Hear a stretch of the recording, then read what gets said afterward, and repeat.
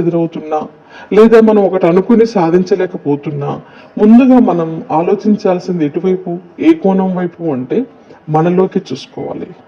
ఎందుకు నేను ఈ చిన్న లక్ష్యాన్ని చేరుకోలేకపోతున్నాను, ఎందుకు నేను ఒక రోజు అనుకున్నటువంటి కమిట్మెంట్ని రీచ్ కాలేకపోతున్నాను, ఎందుకు నేను చదివింది నాకు గుర్తుకుండట్లేదు. ఇలా మనలోకి మనం చూసుకున్నప్పుడు మనలో ఉన్నటువంటి లోపాలు మనకు అర్థమవుతాయి.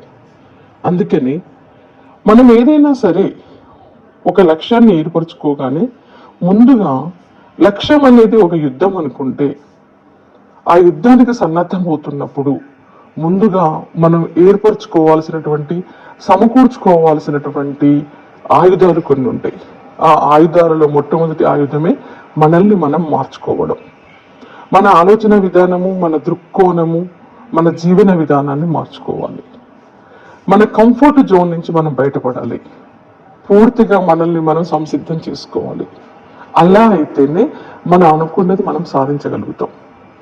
సో ఏది మనం మార్చుకోవాలి అవి ఇప్పుడు మనం చూద్దాం. ముందుగా నేను చాలా సందర్భాల్లో చెప్పాను,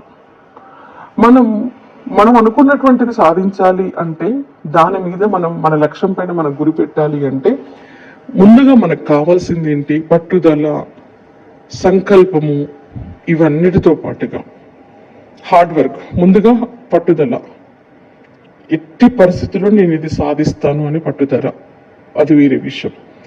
దానికి తగ్గట్టుగా శ్రమ, హార్డ్ వర్క్.